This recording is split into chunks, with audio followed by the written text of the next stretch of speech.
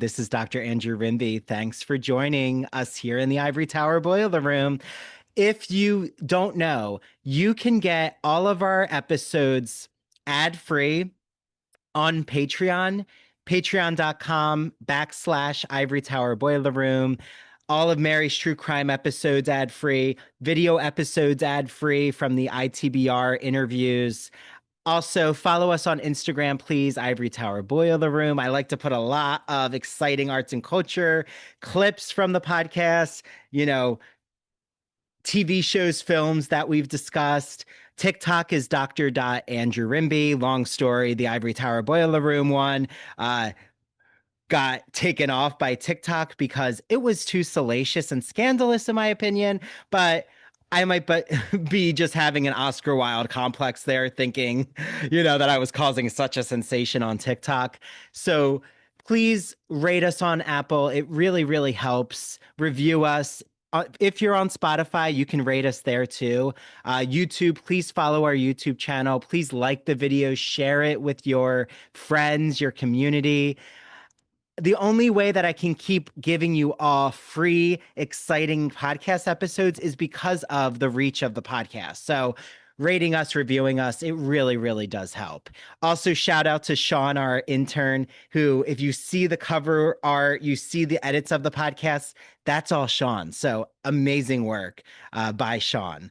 So I hope you all enjoy this episode.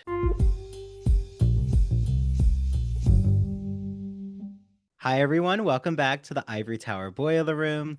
I love chatting with this guest. I think I've had her on, this has to be the third time, I think, if I'm right. And today we're going to talk all about psychological thrillers. We're going to talk about her psychological thriller, which is just such a well done novel. I can't wait for her to describe it. I'm joined with author Laury A. Egan. So welcome back to the podcast, Laury. Well, thank you, Andrew. It's always fun. Always fun. So I know we talked a lot about offline, just the way that you really get into Jenny Kidd, your newer novel. I mean, you're always writing, but just the way that you think about the psychological thriller, like what drew you to the psychological thriller as a genre, like even before you started writing? Well, actually, this book was my first book, and then we did a revised edition because the publisher went out of business. So I got a chance, which rarely happens, to rewrite a little bit, but I didn't do anything major. I mean, the plot is the same, etc. But I was reading Patricia Highsmith's novels at the time, or right around the time that I was writing this. So she was definitely an influence, which is one of the things we're going to talk about today. But I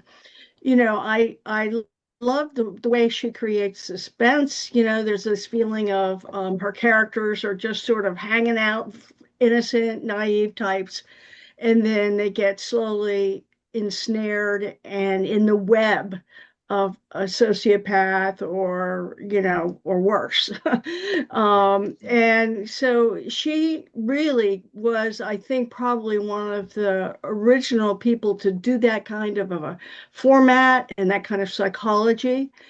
And that appealed to me a lot because I was very interested in psychology. I took quite a few courses at Carnegie Mellon way back, and then I've done a lot of reading. So a lot of my titles have some kind of strong psychological element to them.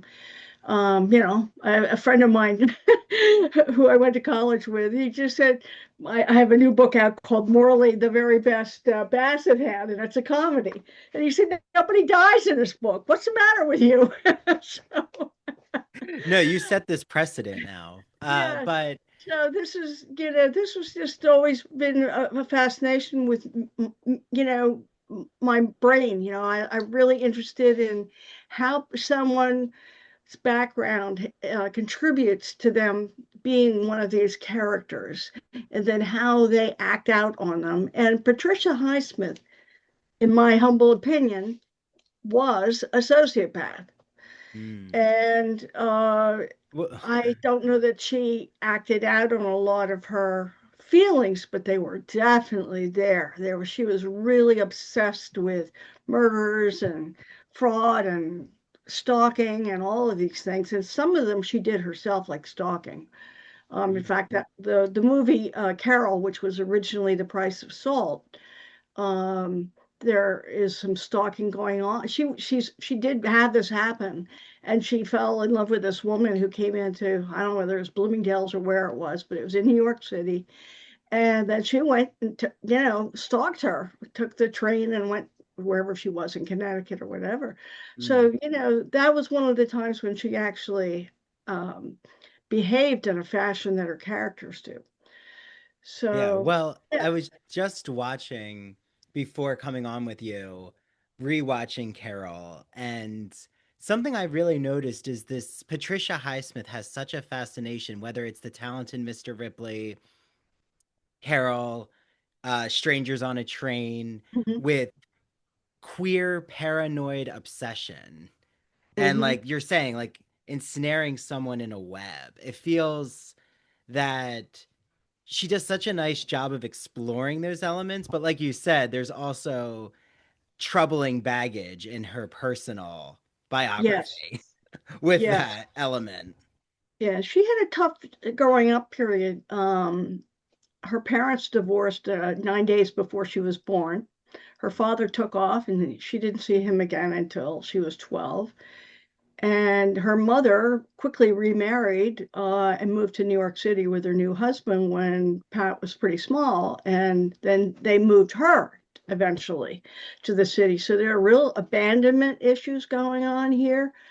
But probably one of the most fascinating is the relationship with her mother, Mary, who they just went at it over and over and over again in their letters, correspondence, in person. It was a love-hate relationship that was obsessive. And so sometimes Pat victimized her mother, and sometimes it was the other way around. So both of those components are frequently in Highsmith's works, and to some extent also in Jenny Kidd. So, there is a, sort of similarity there. But Highsmith was very interesting. I mean, you figure she wrote Strangers on the Train and had it published when she was 30. So she was a very serious writer. She worked very hard, but boy, was she somebody in comparing my work to hers, that's one thing, but please don't compare You me may to not her. want to like you may not want to have her in your social circle.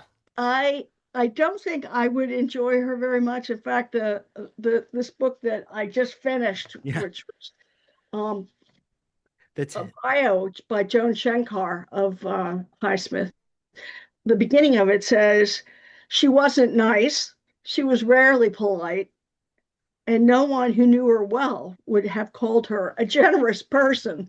Well, oh boy, but she had affairs all over the place, often three women at a time, sometimes the ex of one of the women she was seeing at the same time. I Mm. mean, I don't know what was magnetic about her personality, but she just seemed to have one after another, and frequently these women stayed in and out of her life for decades. So she had something going on, but then, a lot of sociopaths are very charming, Mm. True. because they want something. And, that's And they're gonna how get they it. get it. Yeah, they're Yeah, magnetic. It's like American right. Psycho. It's well, Yeah. that's Or why I Ted find Bundy type people, yes. Well, that's why Yeah. I find it so interesting the difference between, say, Carol and Tom in The Talented Mr. Ripley. Like Hmm. they're very different, Hmm. constructions and identities. Like, did you see Saltburn? Yeah, that was the one, the film that I compared this to Mm. because when I wrote this, I thought this would make a great film. But this was like 2012, and back then, it might have been a little too much. But after seeing Saltburn, I thought, oh, this would really fly. I mean, and you have Venice on top of it all because it's a really exotic and erotic place, and it would make a beautiful film. Yeah, But when I When haven't I found saw anybody for it yet. yeah, when I saw The Talented Mr. Ripley, because I have never seen the film before, I mean, first I loved Matt Damon and Gwyneth Paltrow, like the performances, but Yeah.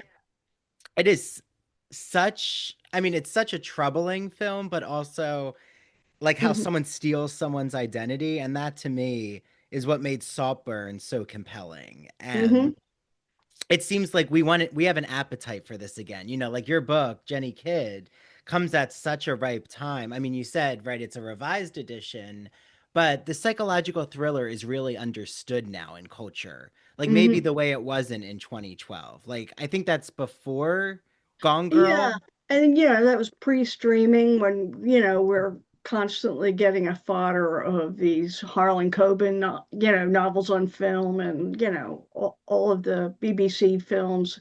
So yeah, it was a very different time. And I think the talented Mr. Ripley, I just reread it again. I read it like twice way back, and I was amazed how fresh it was. It really was much better written than I had remembered, because she's a little bit of a flat writer. Um she doesn't give you as much backstory, or her vocabulary is a little quieter, a little more mundane than a really, really good writer, but she knew what she was doing for what she wanted to accomplish. Yeah. And, so in many ways, it may be egotistical to say this, but I think I'm a better writer than she is. But she knew how to do the entrapment thing really well. Well, that's the thing, right? Is it's like almost how much do you feel compelled to enter into those tropes? Because I feel that there's just certain tropes that exist in the psychological thriller, like befriending someone who you think is a glamorous person, but they end up backstabbing you. Hmm. Um, you know, like in Carol, there's the guy who's actually spying on them and Hmm. recording them, but presents himself as a business person. And it's like there's always like the mistaken identity, forged Yeah, identity. yeah. Well, Mm, she loved that. Husband just adored that stuff. And, as I say, she's got a lot of duality in her personality that comes out. So, as I said, she could be the victimizer, which I think she was more of, mm, and I think she was rather abusive with her lovers, and loved to write a character like Tom Ripley because that made her feel good. And then she could also be the victim.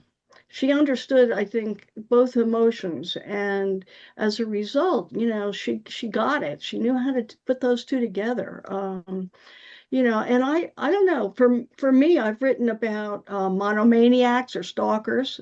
mhm, Um, and that was a lot of fun. That was the psychologist shadow, but a therapist who acquires a stalker and doesn't know at first what's happening, and then slowly realizes it.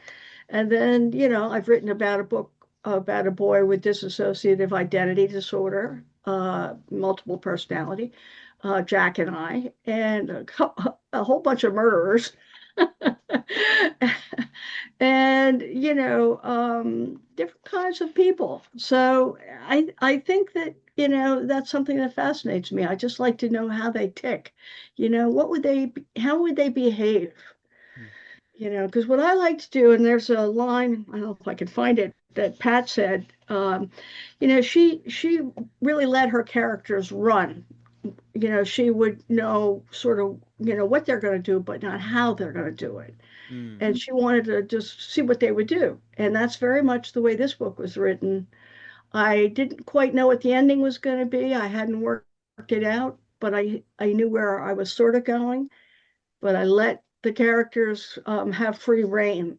And as I got to know them better, like you would a friend, what they eat and drink, what they would wear, how they would physically move, then, I think you do a better job as a writer um, depicting that character. yeah. And so that's much her philosophy too. I mean, I haven't always done that, but quite often I do. Well, and you have such cinematic language. Like I love that when you bring Hmm. us into Venice and you really depict the Guggenheim collection where Jenny meets Randy, who is, very mysterious. And I don't want to give too much away, but it has such an alluring, almost colorism aesthetic to it, where like I could see this playing out. And I love that kind of language. Mhm. And I'm not trying to, have you engage Laurie in pitting you against other writers, but it does always interest me how trade press and really popular psychological thriller writers, they don't always capture all of that nuance. Like it tends to be, like you're saying, it tends to be sometimes just plot driven, but not like an Edith Wharton. Like what I like you do, and I know it's in contemporary time, but Edith Wharton's House of Mirth, like I'll always remember how she sets it up in Grand Central Station because it's such vivid language Mhm. with sensory Mhm. moments. And you do that with the senses Well, too. Yeah. part of it, don't forget, I'm also was a fine arts photographer, and I taught a location workshop in Venice, and I've been there 3 times for fairly good stays. And so a lot of what I did when I was there was pictorial, and the food and the colors and the smells and everything. So it was a really easy transition for me because I had all those picture notes in my head. But I think also being a photographer, I've always been able to see things a little differently. And I would say you're right, because I was just reading a Patricia Cornwall book to review, and it's just sort of flat, flabby writing and a lot of ticks that made me absolutely nuts. And I thought, how in the world? I don't know how many books she's written, 25 or so. I don't know how she got away with it. I don't know why our editors let her do this stuff. And that's true of a number of other psychological suspense writers that I've run into, with a few exceptions, mostly British. Um, they do a better job than we do, but I think they're more interested in character, and that's where the difference is also. I'm very interested in the character and how they got to be who they are, and to behave the way they do. And I think Pat Highsmith was very interested in that too. Yeah, well, you give us the lesson in introspection, in my opinion. I love introspective characters. I like pauses. I like when you get to sit in the space and Laurie, all of your writing, not just Jenny Kidd, but everything I've read of yours is so beautifully done. And I can't wait for more people to read Jenny Kidd because, it's not, it may seem proper on the outside, but trust me, there is so much sexual goings on and underground things happening. Like, this is not a tame novel by all means. And, like, that to No, me no. is what I love is like the slow burn. And to me, that's how I would describe Patricia Highsmith is people will either like her work or not because she is building up to suspense. Like it doesn't happen right away. And I think Mhm. maybe that is the American British divide is Americans really want literature right now to reflect their streaming and their binge watching and it has to be constant going on Yeah. energy.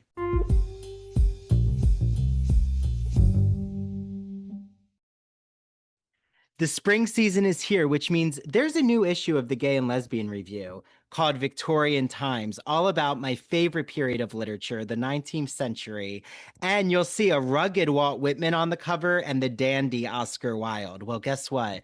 My first article is now published in the Gay and Lesbian Review called Once Upon a Time in Camden.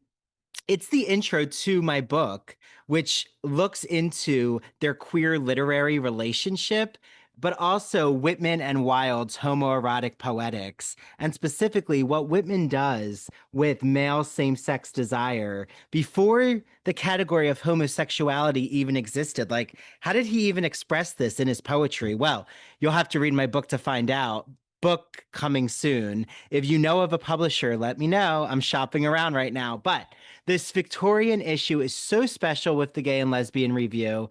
There's articles on Dr. Jekyll and Victor Frankenstein. I'm about to see The Bride, which I can't wait to see. And right, Guillermo del Toro's new Frankenstein is all the rage. There's an article on Monte Cristo's Women in Love, Tchaikovsky's Men. I love Tchaikovsky's ballet. I'm particularly an admirer of The Sleeping Beauty. One on Captain Cobb. There's film and TV shows reviewed like Heated Rivalry, Boots, Kiss of the Spider Woman, which, if you don't know, I had an episode with Jeremy Fox from the Gay and Lesbian Review, the managing editor, and Colin Carmen and Joseph Federico, and we talked all about Heated Rivalry. You have to listen to it. And Kiss of the Spider Woman, I keep recommending to everyone. It is an astounding film. Boots, I actually had the creator Greg Cope White on the podcast too. You'll have to listen to his interview. Also, if you haven't heard our episode on the kink issue of the magazine, it's really, really interesting. And the ethnography one. And yes, there will be an episode soon about the Victorian issue. So get your hands on the Gay and Lesbian Review. The digital subscription is really easy to get, glreview.org. The print subscription also, head on over to the website, click subscribe, use the promo code ITBR Choice. You get a free issue of the magazine. Choose the Victorian issue, will you? So head to their Instagram, their TikTok. I love the Gay and Lesbian Review. I get so many book recommendations, TV show, film recommendations. One of the films that I can't wait to watch is in this issue. I want to say it's pronounced Pillion or Pillion. I think I made it French there, with Alexander Skarsgård. So enjoy your reading, everyone. And if you're reading the Gay and Lesbian Review, please reach out to me. I want to let them know, that you all listening to this podcast are reading their magazine.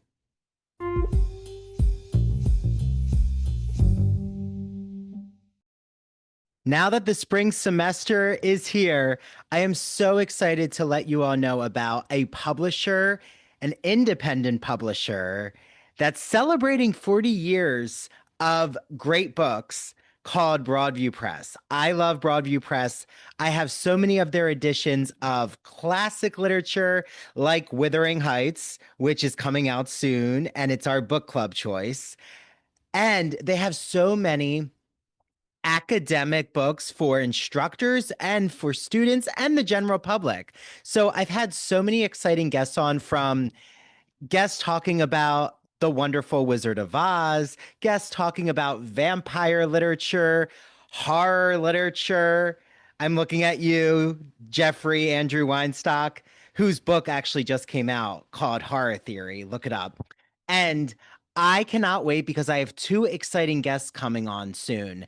And I've recorded their episode, so I know that it's going to be such an interesting conversation. The first is Rachel Tukolsky, who wrote a book called Writing on Fire, a fierce yet friendly guide to writing humanities essays in college. I've used excerpts of it for my Writing 2 course at Montclair. It has gone over so well. I just love what Rachel does. And we get into this in our episode about this metaphor about writing on fire, like how that's a great way to think about free flowing, brainstorming, creative ideas, and getting into that flow state, which, as Rachel explains, happens not just in writing, but in many other avenues. And then the other guest that I have on is David Starkey, who wrote a book called Academic Writing Now, a brief guide for busy students. It is designed to cover the basics of a college writing course in a concise, student-friendly format. Each chapter concentrates on a crucial element of composing an academic essay and is capable of being read in a single sitting, which, for a generation, myself included, I think all of us now, just consumed by digital media or just this attention grabbing technology, reading in a single sitting is definitely a plus. So head to Broadview Press, use the promo code Ivory Tower, and you'll get 20% off every single book in their collection. There's also a really cool digital library collection they have. So if you're a librarian, take a look at that. Message me. If you're a librarian, I'd be happy to show you what that new collection looks like. And I hope you all enjoy your reading.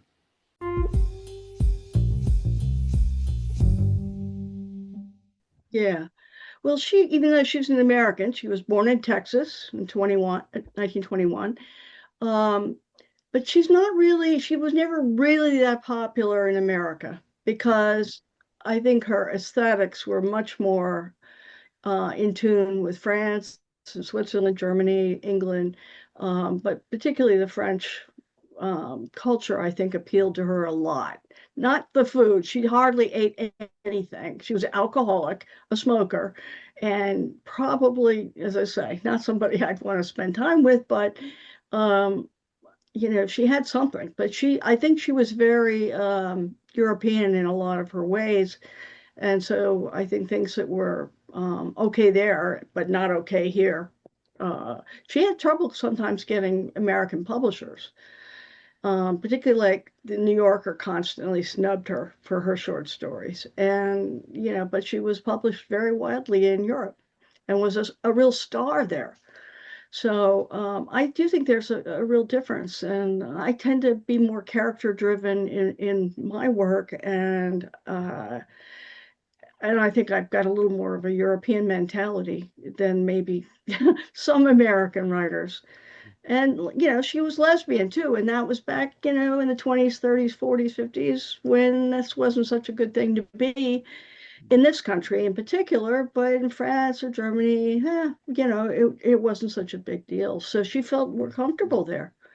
Well, and you're Uh, right. So many of her contemporaries, like even James Baldwin, does so well. It actually moves to Europe, if I remember. He mhm. goes to France, I think so. to Paris, I maybe. think so. Yeah, Okay. they all Um, did.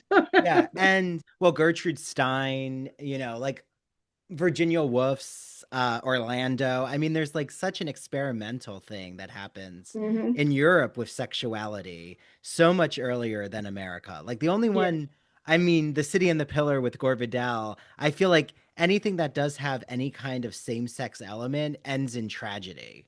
It's like they liked when they were murdered in that's America. what the publishers wanted here. They didn't want to publish a happy ending, and Vidal really railed against that. And he got mad about a lot of his reviewers, and basically thought they were provincial.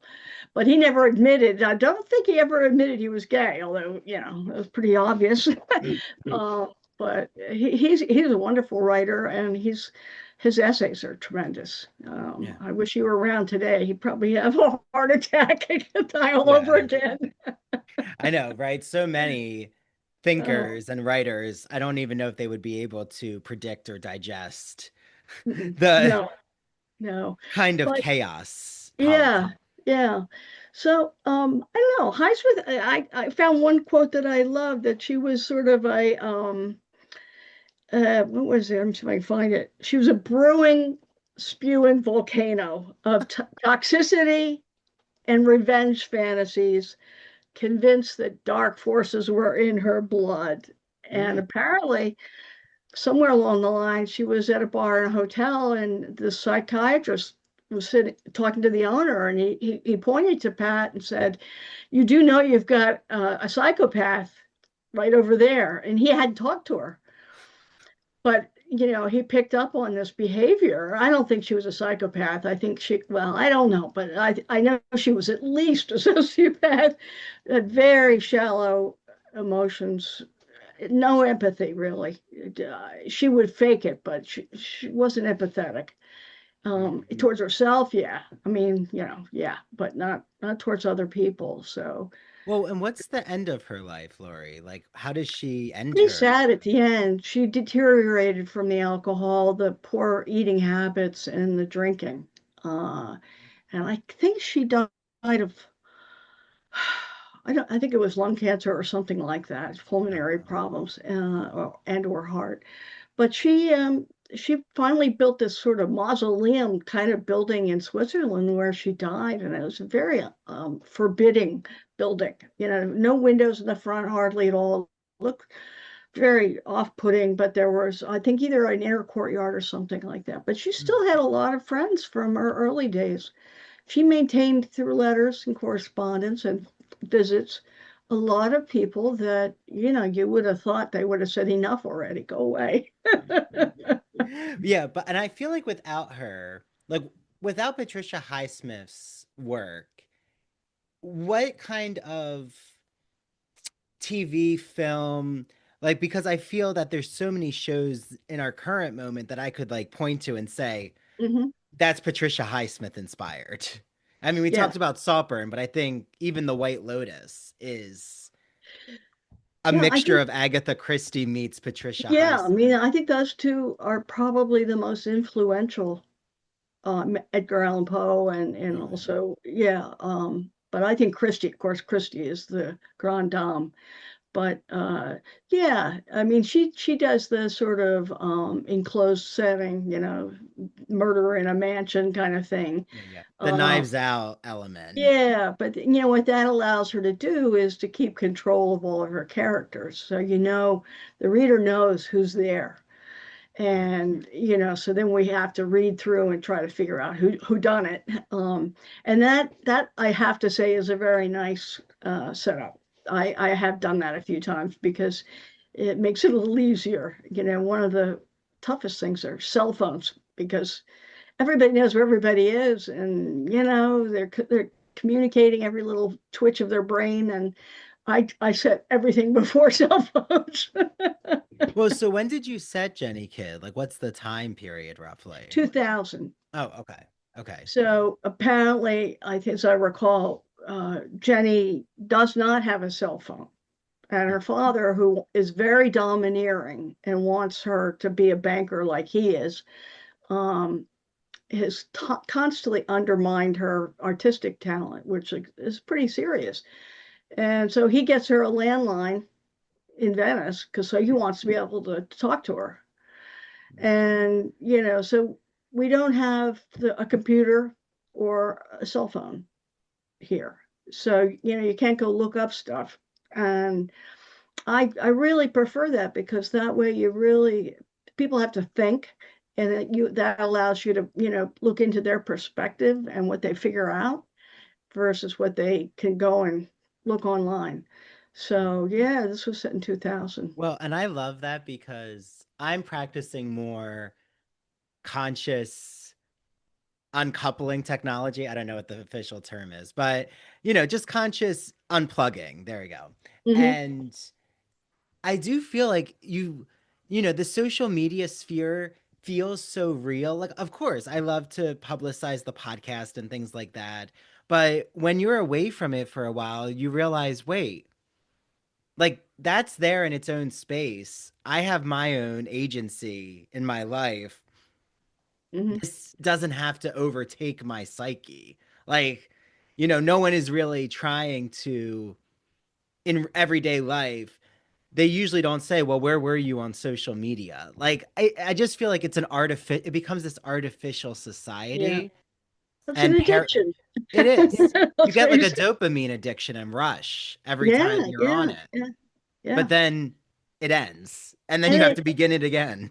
and it doesn't really do anything Yep. for you. I mean, I think um, a writer needs to be quiet. A writer needs to be alone and not disturbed. And when you know, your email's pinging or your phone's ringing, you forget it. You can't think. You have to get into the zone. It's the same in athletics, photography, painting, any event. Really, you have to be quiet in order to get there, and that just doesn't happen. So I often wonder how people that have been raised on computers and cell phones, how they're going to manage to be creative in a way separate from them. Yeah. I wonder, do they have those skills? You know? Well, I think that's a great point. And also, I think that it would be so interesting to hear your take on, do you think that current literature right now, like top sellers in trade presses, a part of it is driven by this appetite for constant dopamine addiction? Like, is there any correlation between these parasocial social media communities and the literature space? Like, what becomes a bestseller?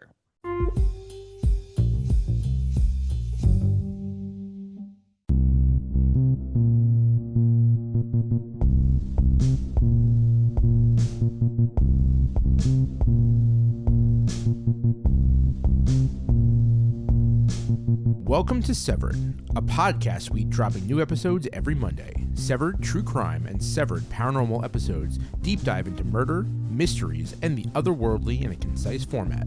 A 7-minute story to frame the case with thoughtful analysis and our usual banter.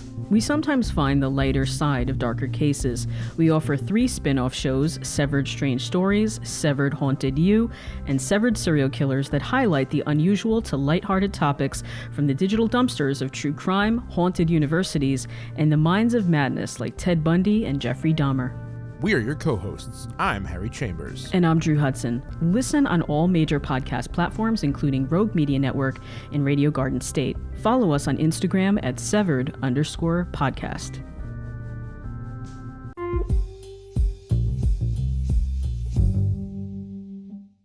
Are you a fan of classic Hollywood movies? Are you a fan of queer cinema? Then do we have the podcast for you. Hello, everyone. I'm Christian Garcia. And I'm Luke Delmar. And we are your hosts of That Old Gay Classic Cinema, where we take a look at some of the greatest films of all time and analyze them through a queer theoretical lens. Let's be honest. LGBTQIA plus people have been a part of Hollywood since its inception, and this podcast celebrates those artists and entertainers of yesteryear while also taking a closer look at the queer-coded characters and stories in classic Hollywood films long before queer representation entered the mainstream. So follow us down the road of classic cinema as we give you a guide to some of the films that touched our hearts, brains, and even gave us courage to be ourselves. You can listen to That Old Gay Classic Cinema wherever you get your podcasts, and be sure to follow us on Instagram, YouTube, and TikTok. All right, listeners, we're ready for our close-up.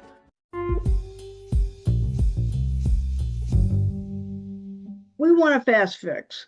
Well, just even watching the short story migrate from maybe 5,000 words to flash fiction now, under 1,000 words. People want a quick bite and they want to go on to the next thing or go do something else. And I think, if you just sit and watch television for a little while, you just look at all the commercials for whatever, they're all violent. They're all loud, most of them, and they're annoying. I mean, I just sit there with my finger on the remote, mute button. And I think we've gotten into this habit of superficial excitement, and it's like going to a great adventure and riding a roller coaster or whatever. It's just like, what have you done? What was the net result? What did you learn taking a ride on that roller coaster? What did you learn from that film? Nothing. Absolutely nothing. So it's just empty calories. And I think that's exactly what it is. And it's a shame because I think we've really impeded the progress of culture. And I think the creators are going to be different going forward. Yeah. They already are.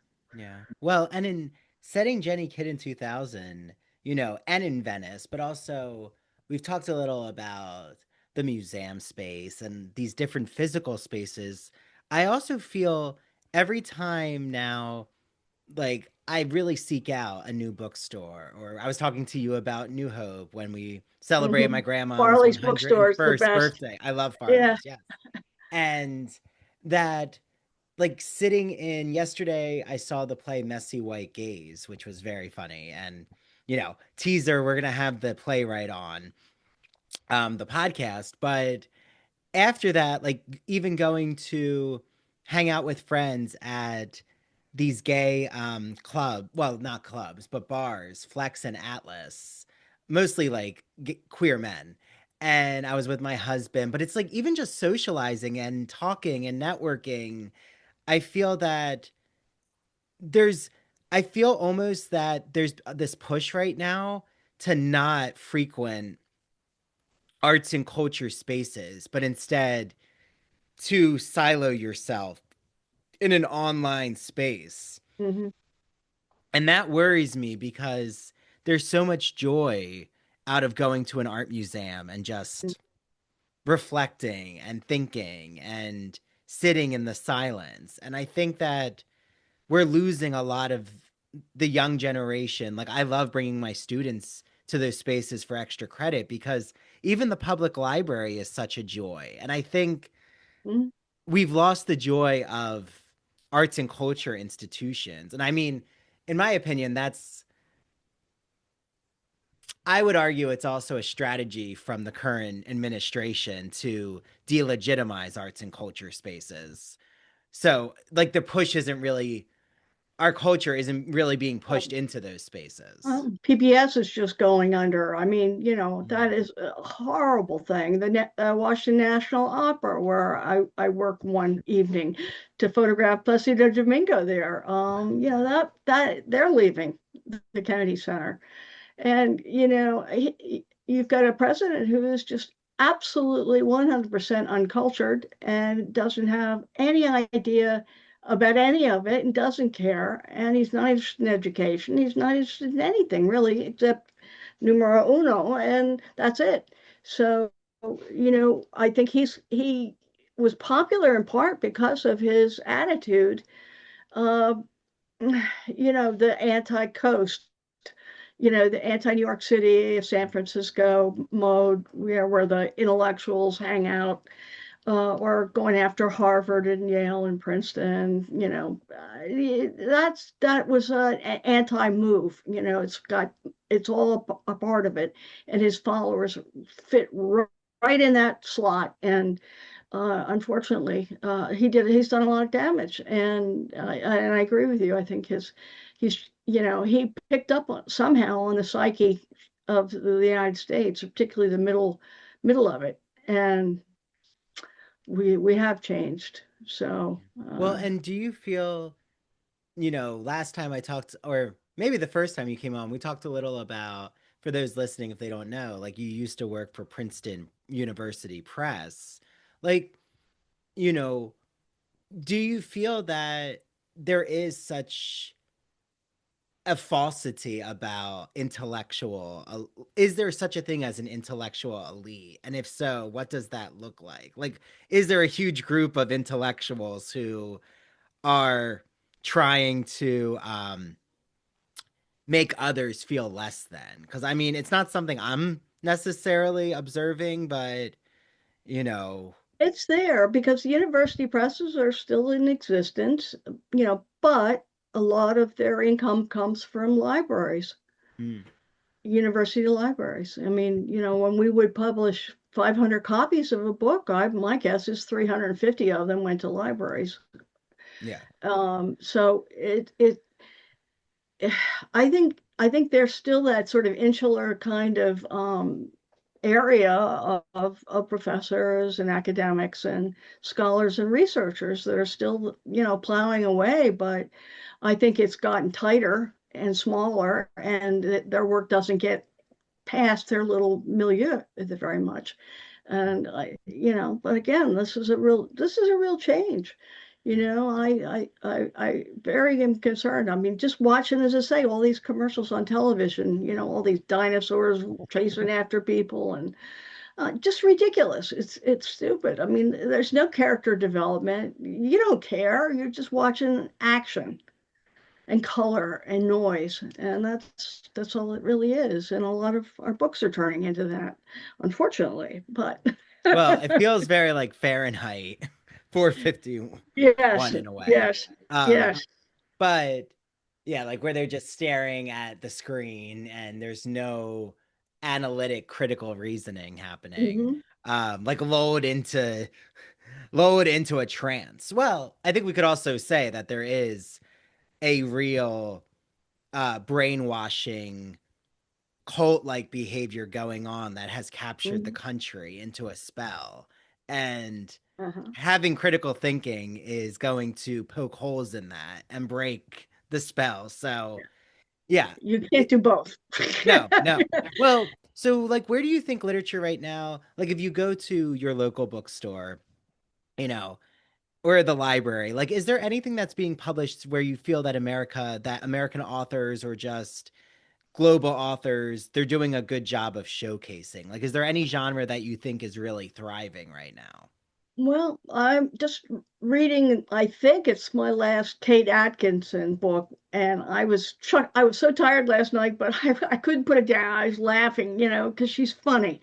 She does all kinds of things, and maybe I identify a little bit with that because I write in different genres, but mostly she's done a lot of um, series like the Jason Brody series that are sort of crime fiction, but she is a damn good writer and funny, wry. And that gives me hope that there's somebody out there. I'm reading a lot of Scandi noir writers now because again they're really good. They have wonderful settings, and the characters are interesting, and it's refreshing not to have everybody just killing and murdering everybody every 5 minutes. Or it's a nice change. So I think there are some bright spots, but not many in this country, unfortunately. I keep looking, but I haven't seen very many recently. Yeah. I feel But like I yeah, was go just gonna ahead. say, I feel like nonfiction has really um exploded creatively recently. Or at Yeah. least I'm being drawn more now to new nonfiction. Well, I think what's happening too is I think as people get older, they're more interested in it. Mm. Like I found myself in recent decades, sort of getting more interested in history, which I was somewhat interested in, but now I'm really quite interested. And, and I think men read a lot more nonfiction than women do also, except for maybe some biographies or autobiographies. So I think that that's sort of a natural trend, but I don't know. I have yet to really come upon American writers that are really good. I mean, even Harlan Coben, who lives in New Jersey, um, and I enjoy reading his books, but there's not a lot to them. But when they do them as films, which he has a ton on Netflix right now, they are treated with a BBC cast, a British cast, and I think that lifts them up. And the acting is first rate, and whoever wrote the script did a good job. And I think they're out there. I wouldn't be lost with that BritBox and Acorn. I Yeah, don't, no, I know. You swear by BritBox. I need to like yeah, investigate yeah. BritBox. But also, I think it would be, you know, worth also mentioning, like, what do you think about smaller presses or even self-publishing? I was having this conversation with a professor friend of mine, and I'm really trying to convince her to self-publish her short story because at least she doesn't she's like on the fence about it because Yeah. it's going to be hard to really get her short story out to like a large audience, and it's not really counting towards her academic um profile. So it's more of a passion project. And I said, well, if you just want to reach, you know, a larger audience, you could always release it on Amazon.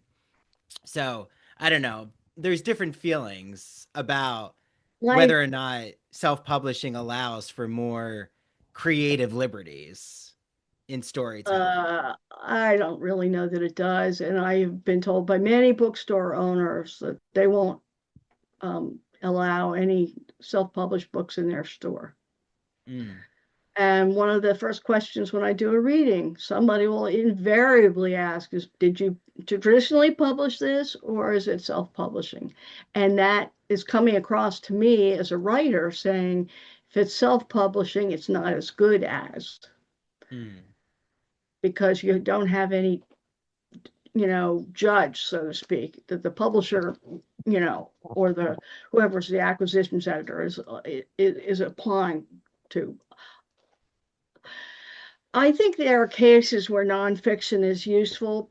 I mean, self-publishing nonfiction, particularly a scholarly one that's got a really narrow field, and maybe you're an expert in it, so your name is really well known. So when you say, Dr. Rimby is publishing in Virginia Woolf or whatever, and you're well known, then people will go and maybe buy that book who are interested in Virginia Woolf and you.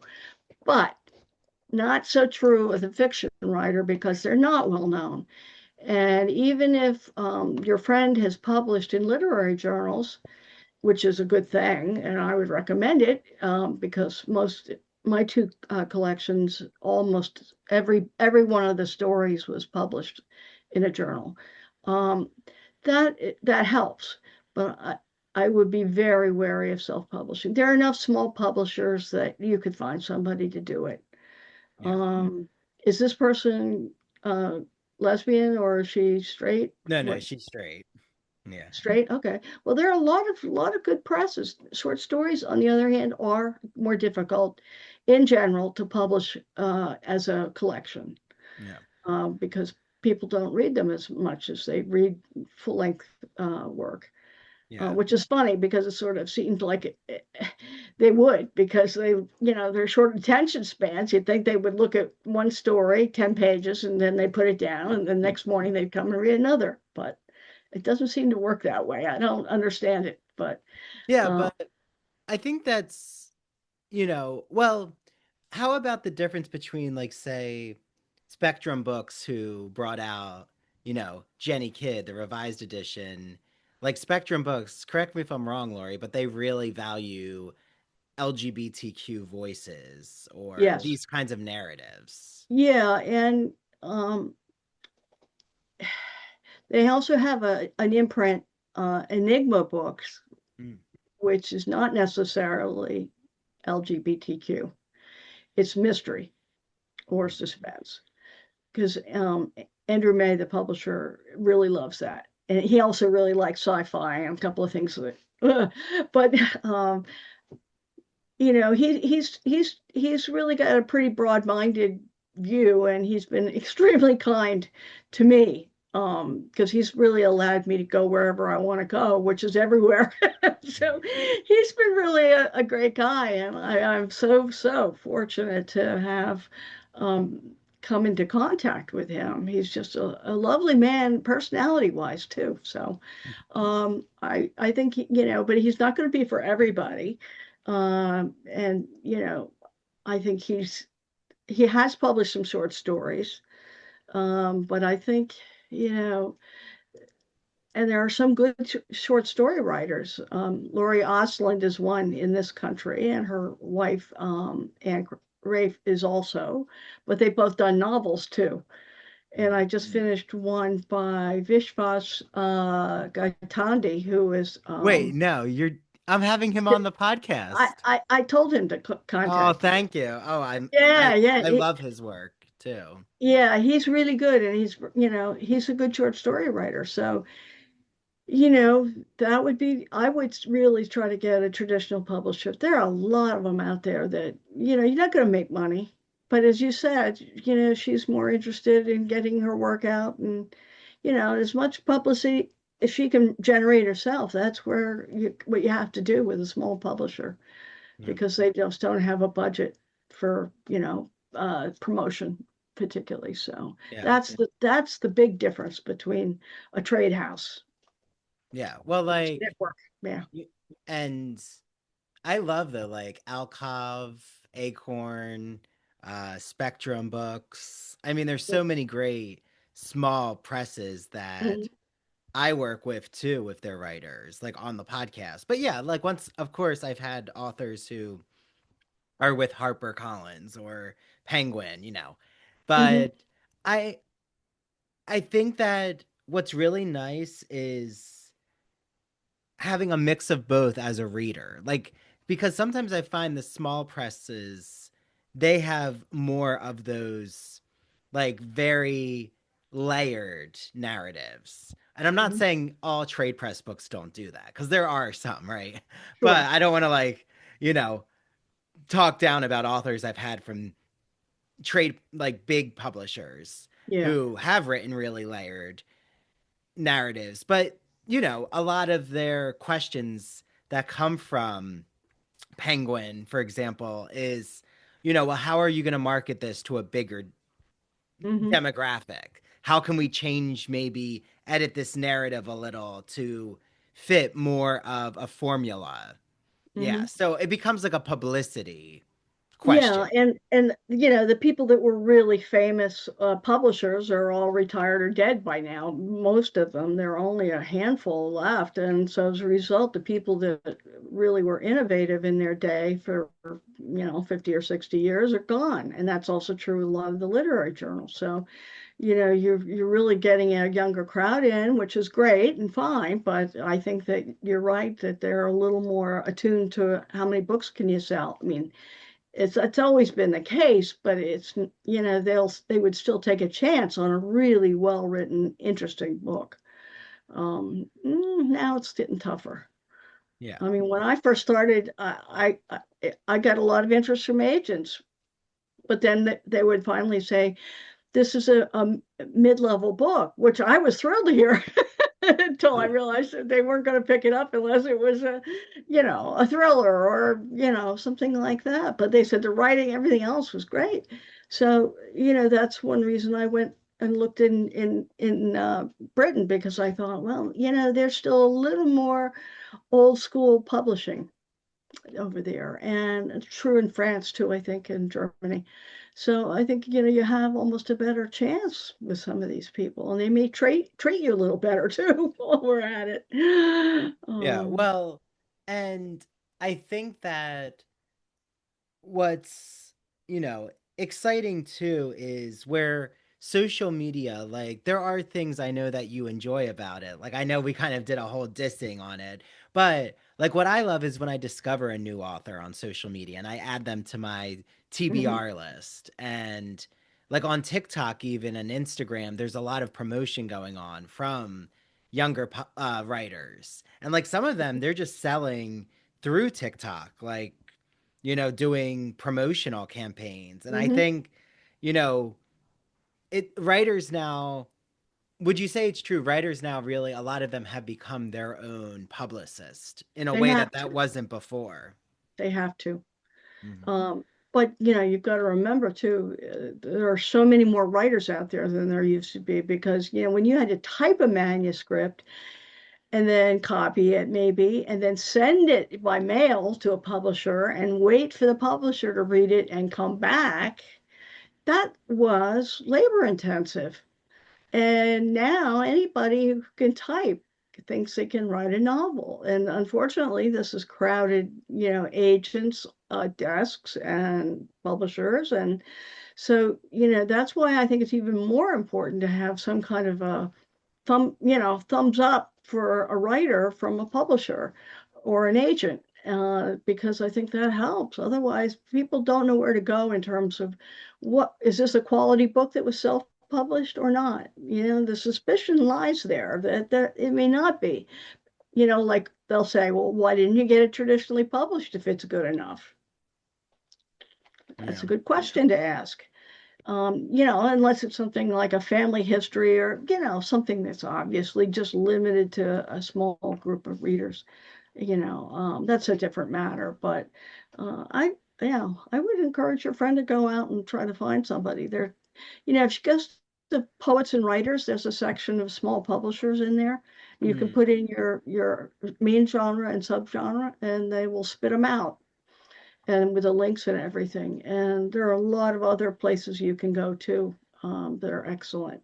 Yeah. Well, I know, because we've had, there's this, back and forth I have, but I can release, because I think this will be released right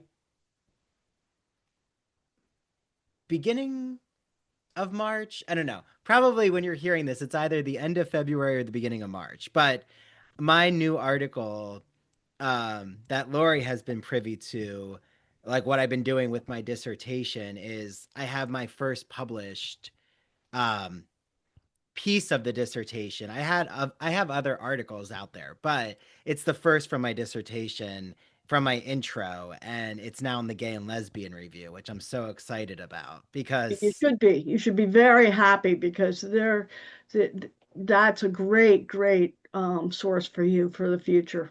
yeah, it's that the network, you know, it's the readers that I really want to engage with. Right. And you're right, like when you find those the audience, and then my hope is, it'll hopefully help me figure out who's interested in this project, because Mhm. a part of me is like, oh, I could self-publish it like Whitman self-published Leaves of Grass.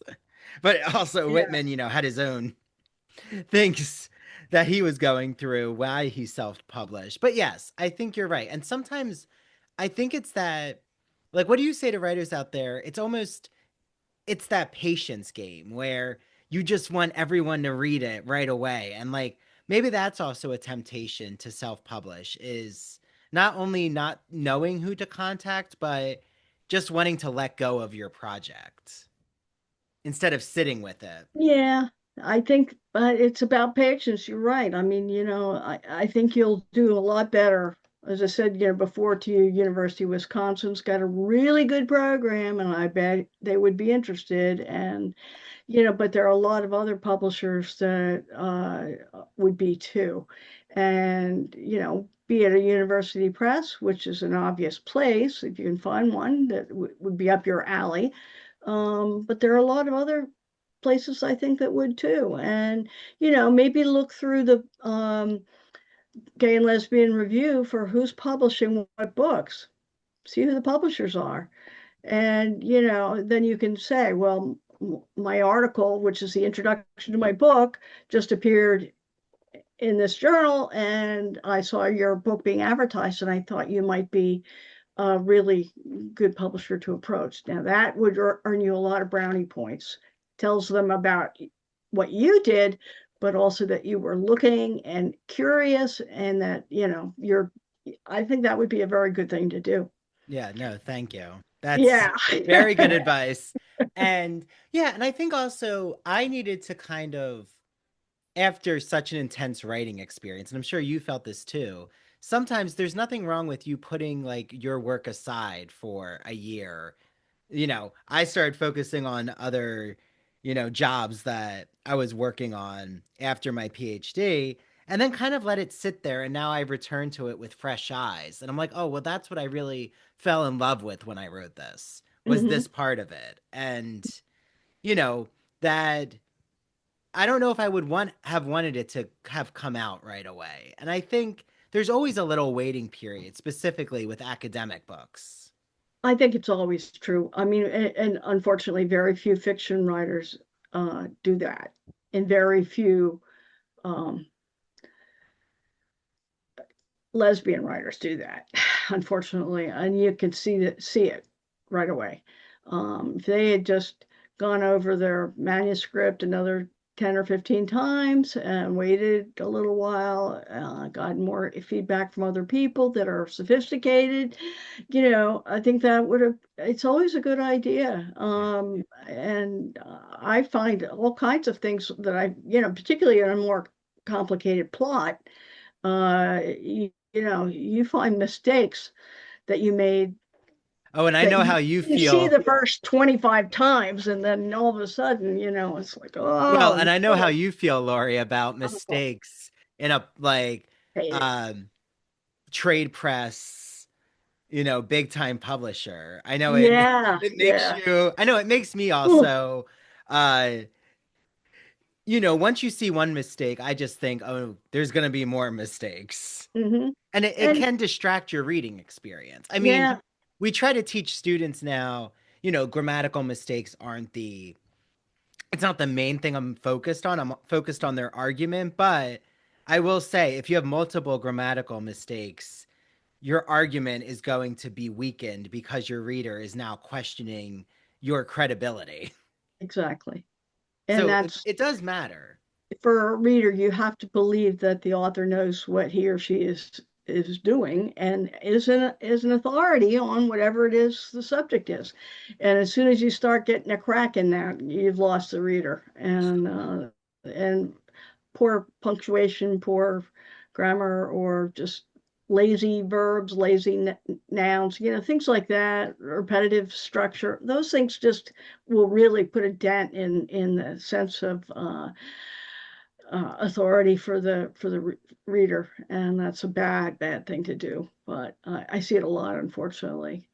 You know, you see it somebody like I always get these guys wrong, Preston and Childs, who write a really wide range, but both of them are brilliant guys who knows a lot. They both know a lot about geology, ancient rites. I mean, they did a setting, one of the books in late 1800s New York, and it was flawless, absolutely flawless. You could really, really see it.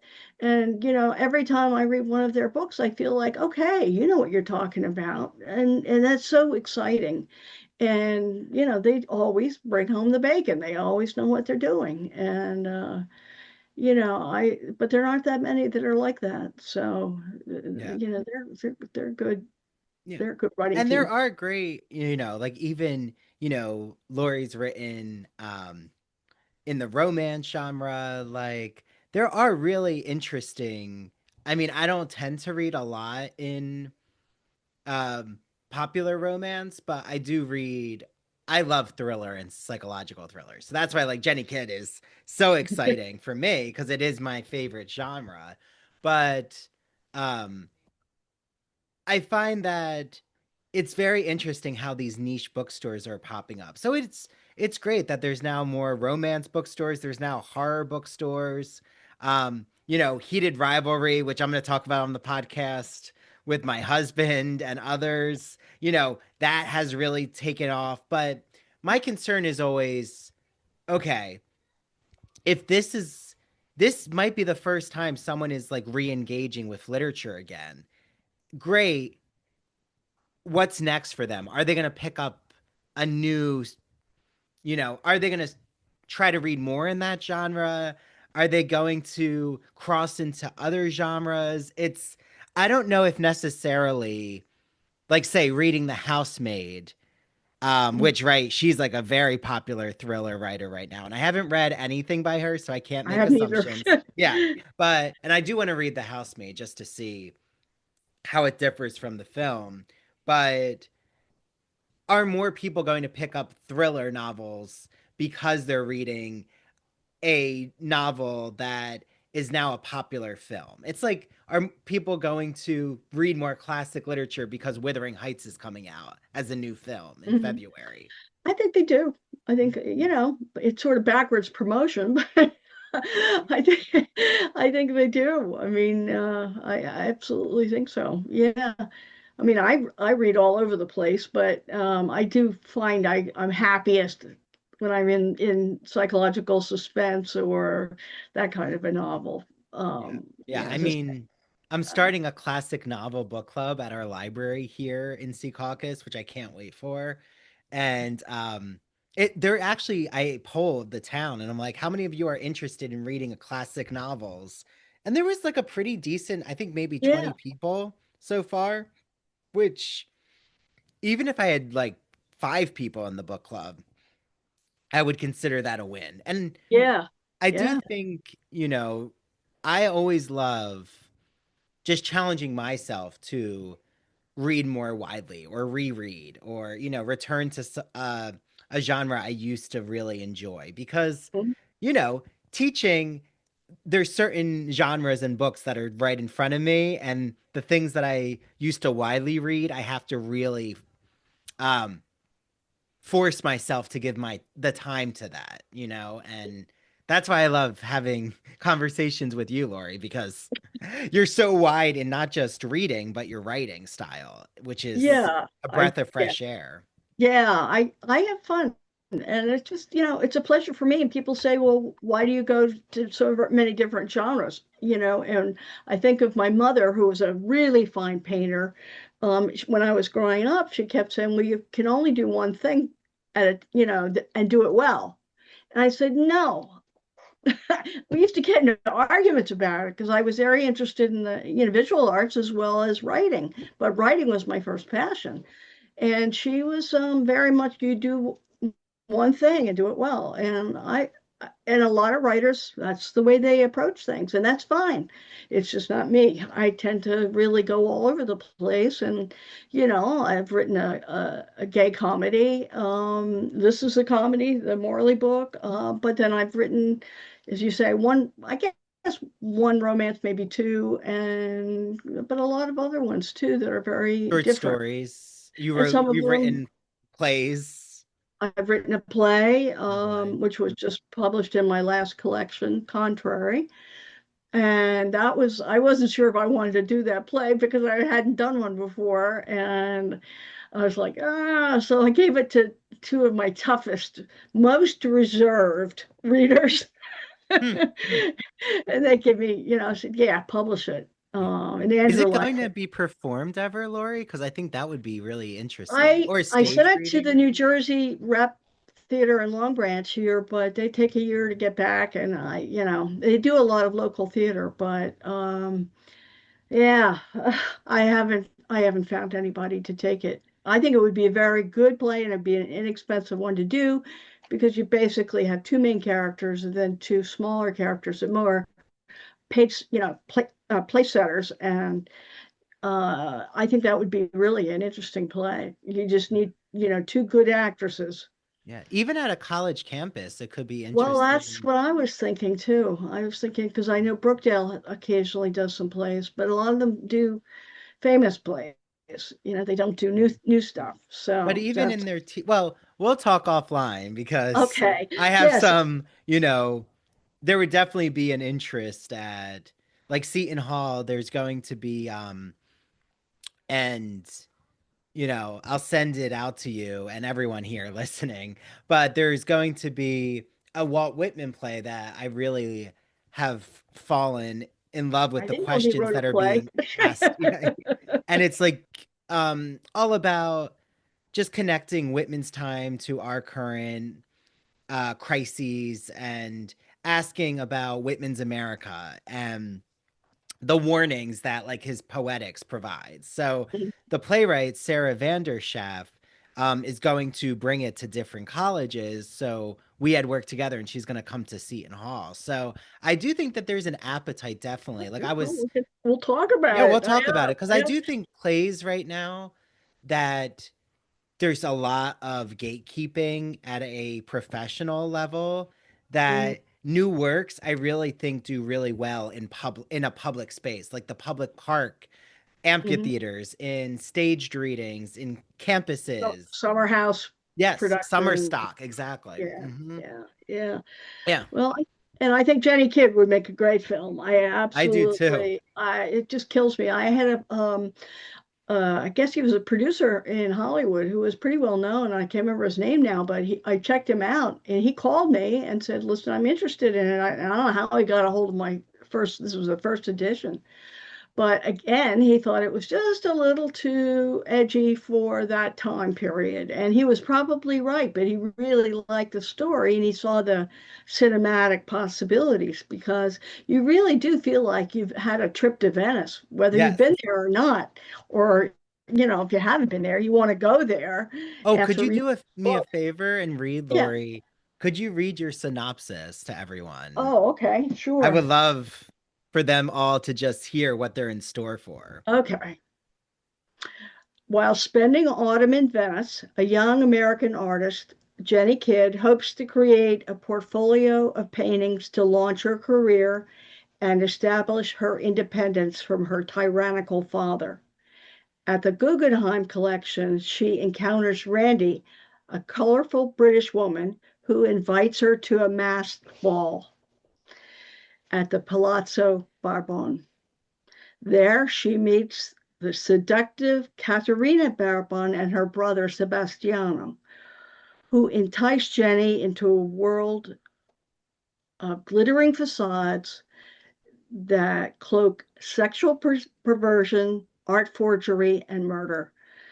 As Jenny struggles between her attraction to Caterina and her growing awareness that she's in danger, Jenny discovers an inner strength and spirit worthy of her infamous uh, ancestor, pirate ancestor. I love just, you know, facades that cloak sexual perversion, art forgery, and murder. I mean, it's kind of like in the Chicago musical in the opening, where Yeah, I don't know if you've ever seen it, but it's like you're about to see a story of murder, crime, and corruption, yeah, or, yeah.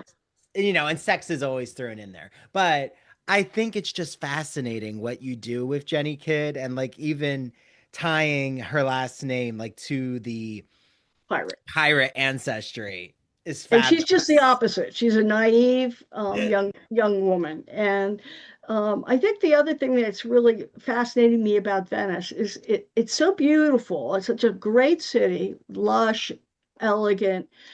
But if you are walking at night and you make a wrong turn and you wind up at the end of a little street and the rats are all of a sudden in the corner, you have a completely different feeling about the city. And so it's this sort of again, like Highsmith, the duality of the city itself, in addition to the characters, is part of it. And I think also the whole creative process, because I talk a bit about that, how Jenny works and as a painter. And I think that that's pretty interesting too. So there's, no, that's another little side element that a thriller wouldn't have.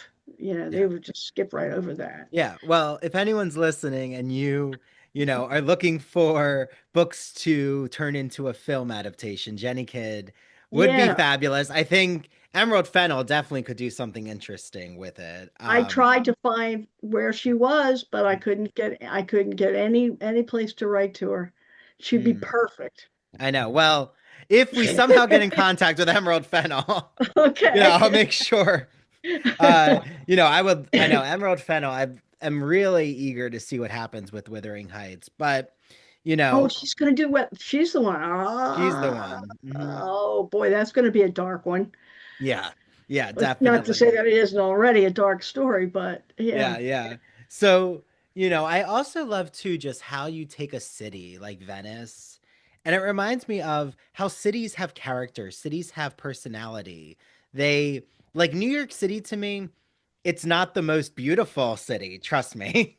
Right? But it's not about the beauty of the sidewalks or the beauty of it being glittery. It's about the conversations and the people in New York City. Hmm. It's like the places, Hmm. like what happens in the Metropolitan Art Museum, what happens at the opera, what happens Hmm. in a boutique, in a department store. Like it's always the interior, the conversation possibilities, where a city like Paris, it's the grand, the Notre Dame. And like, I love how cities, bring Yeah. you into different genres. Well, and I think setting is really important to me because again, it's that visual aspect in Venice. It's a quintessential beautiful city, Uh, and then I also wrote a book on Mykonos, set on Mykonos, which I love. I've been there quite a few times. And that again, it's sort of like an Agatha Christie contained novel because you're on an island. And I'm always fascinated with islands. And I've written a couple of books on islands. And it's because you're containing the problem. The people that are there can't get off the island or they don't get off the island. So, you've got all the compression going on. So I think Venice, Yeah. in a sense, has a lot of that compression too, because it's really a village-like place in many ways. Everybody knows each other, Mm. at least the people that grew up there, although there are very few of them left because they've all can't afford to be in their own city, Yeah. unfortunately. It's like Cherry Grove and the Pines. Yeah, How yeah, almost no one is like a born and raised yeah. Fire Islander anymore. No, I've known a few, but they're not they can't afford it.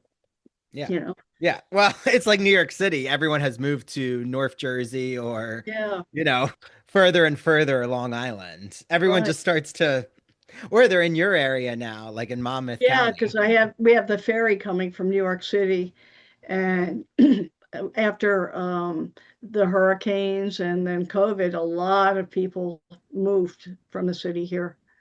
Which has And made it really exciting for New Jersey because I find there's a lot of the yeah, arts and culture scene.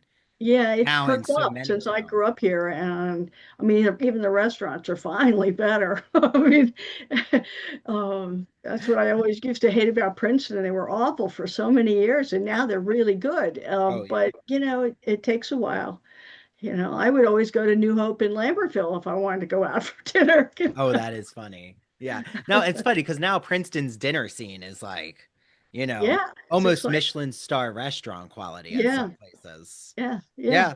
Yeah. Well, Laurie, I love talking with you. Oh, it's a pleasure. Everyone, please get your hands on Jenny Kidd. Where can they find all of your work, Laurie? All my work except for the 4 volumes of poetry is available on Amazon, and most everything is on Kindle. I think Unlimited or Kindle, one of the two. Okay. Um, the Morley book's not on Kindle because it's a picture book, and it's oversized. So this is just in paperback, but it's fun. There are a lot of really great. I did the photography, the formatting, and Oh. he is very funny. It's told from his perspective. Well, for those not watching, from the dog Morley's perspective. Yes. So I love that. And yeah, so Amazon has everything. And my website is www.lauryaegan.com. So I also can mail out signed copies. Great. Good, good. And everyone, Laurie's on Facebook and Instagram too. So make sure, you follow her. Yeah. And as always, love chatting with you. I could talk Yes, with you it. for hours about literature. It's just like it reignites that creative excitement of literature, Yeah. Well, I think you portrayed that very well all by yourself. Well, I appreciate that, Laurie. And I think, the younger generation, what I always love in our chats is there there's always hope. Like there are younger people who love literature, and I think Mhm. um it's getting these conversations into digital spaces that you could see digital and social media spaces as arts and culture spaces. Like both can exist. It's just Mhm. how do we find the balance? Right, you know, right. or how do you seek out podcasts that match your interests, and we don't need to be uh getting quick dopamine hits of anxiety ridden conversations or news that just makes us sad because we can't really change the outcome. Right, right. Not that we can't change the outcome, but as a collective we need to, you know as a collective we can make change, but it's also okay to escape into literature and other spaces, you know instead of like Mhm. being in a constant state of uh, flight or fight. you know Yeah. you can't exist in that space for a long time, No. uh in a healthy way. But Laurie, love everything that you're always writing, and it was such a pleasure to have you. Thank you so much for coming on. My pleasure. Absolutely, Andrew. Thank you so much.